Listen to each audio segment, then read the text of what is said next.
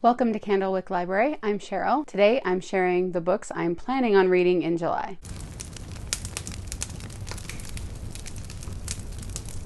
First, I am really excited to take part in the Beaches and Books Readathon. This is hosted by Paperbacks and Ponytails, Creatively Faithful, Celestria, Christian Faith and Fiction, and the Lucy Chronicles. There are 12 prompts that all have to do with something to do with the beach. They made a really cute graphic with little beach pills that each have something to do with the prompt that has something to do with the beach. And so it's just such a fun summary readathon. I made a little spread in my reading journal for this where I have penciled in the books I'm planning on reading for it, but given myself some space to change that up if I need to, or if I need to double up anything.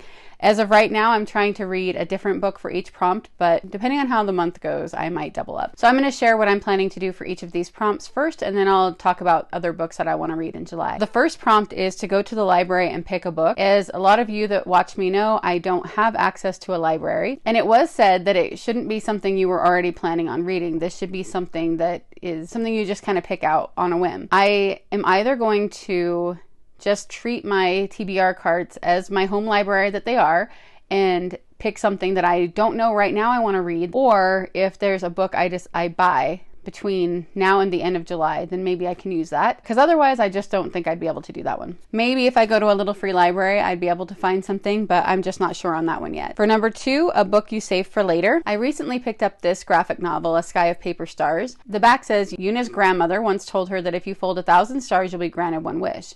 Yuna knows exactly what she wants, to belong. She's tired of not fitting in at her middle school. As she folds the last star, Yuna wishes for her family to return to Korea where she can finally feel normal. The next day, her grandma dies and her family flies back to Korea for the funeral. So I wanted to pre-read it for my daughters, but ever since I bought it, I just kind of stuck it on the shelf. So I'm going to try to use this for that one. Number 3 is a book that made waves in the community. For this one, it was kind of obvious what I needed it to be, because this is a book that has made a lot of waves and I keep saying I'm going to get around to and haven't yet when the day comes. I guess it's time travel where a girl is living in 2 different time periods, and by a certain birthday she has to choose which one she's going to stay in. It sounds really good. I've only heard good things about it, and I've been putting this one off. This could have gone for number 2 as well. This one, it seems so popular right now. Definitely fits for the one that has made waves in the community. Number 4 is a book you think will be 5 stars. This I forgot to bring in here, so I will just stick a picture up. This is the first book I'm reading, and it also is the book I'm buddy reading with my mom for July for our Inklings group, and that is The Extraordinary Deaths of Mrs Kip. This book is about a young girl who has been given the task of writing the obituary for Mrs. Kip, an older woman that is in a care center on hospice now. I'm not sure where the story is going to go, but I've heard really good things about it. Number 5 is a book about friends. For this one, I'm going to finally get to book 3 in this series. This is Trapped by James Ponti. This is the sequel to Framed and Vanished. In this series, it's the boy that kind of works for the FBI. Very unbelievable, really, but it's a really fun middle grade book. And I really enjoyed books 1 and 2, so I've wanted to get to this one for a while. Kind of a theme. I think almost every book on this list could have fit for the second prompt. Number 6, a book with an underwater setting. So this one is a book I actually did just barely get. This is Submerged by Dani Petrie. And I've never read anything by her before, and I don't know too much about this book. I know it takes place in Alaska, and it sounds like it has to do with divers. It sounds like a thriller. I was kind of playing around with a couple of different ideas for this prompt, but then I heard about this book and I thought it sounded really interesting, so I'm excited to get to that one. Number 7 has the sun or the color yellow on the cover. I'm going to read Agatha Christie's Death Comes as the End. I haven't read this one yet. My daughter has already finished it before me and keeps asking me if I've read it. This has kind of looks like the rays of the sun on it, and then mostly yellow, so this one fit perfectly. Number 8 is a book with royalty or a castle on the cover. And this is one that I definitely wanted to get to this month already, so it worked perfectly. It also has a lot of yellow on the cover, so if I need to use it for that, I can. But Loyally Luke by Pepper Basham. This is the 3rd book in the series that started with Authentically Izzy. And I loved Authentically Izzy. I really liked Positively Penelope, not as much as the first one, but I really love Luke as a character, so I'm hoping that I'm going to really like this book.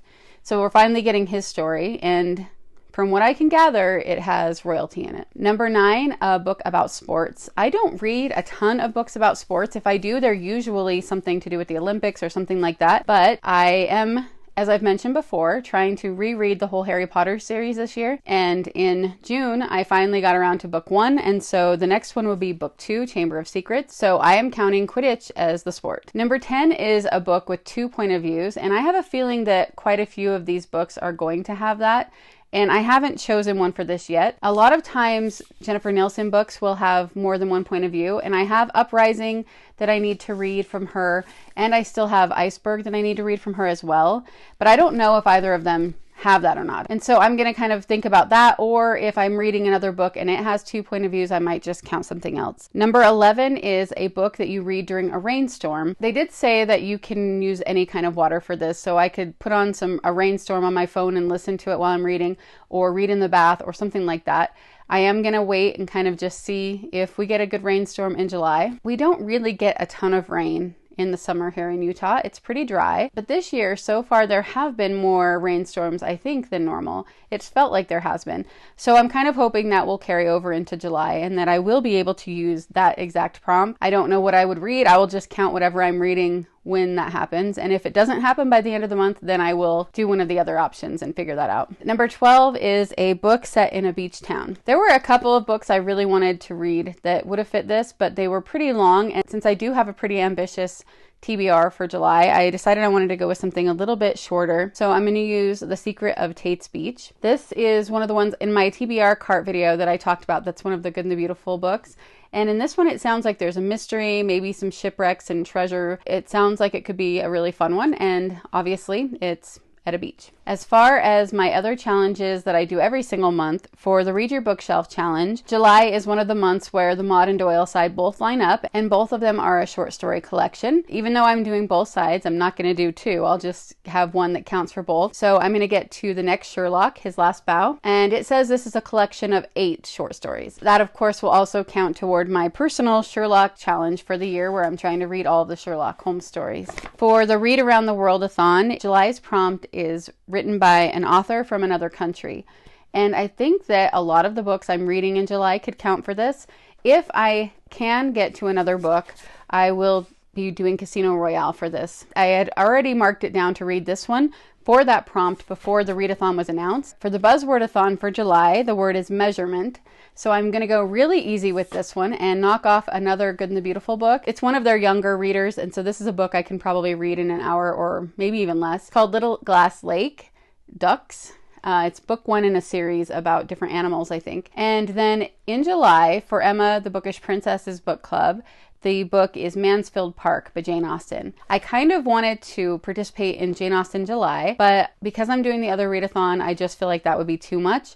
And so I had decided I wanted to just read one Jane Austen book. Since that's the one for her book club, that's the one I'm going to read. I have read Mansfield Park before, but it's been a long time, and I didn't realize until I was planning for this that I actually don't have a copy of it. So I ordered a copy from Seawolf Press, so that I don't have that yet, but that should be here in the next few days, and so I'll be getting to that in July. And like I said, The Extraordinary Deaths of Mrs Kip will work for my mom and I's Buddy Read Inklings group, and Mansfield Park will also work toward my British literature course. There's a few that are supposed to be between The Vicar of Wakefield and Mansfield Park, but I feel okay skipping to Mansfield Park and then going back to those. There was one other book that I was really hoping to use for one of the prompts, and I cannot remember which prompt I was planning on using it for.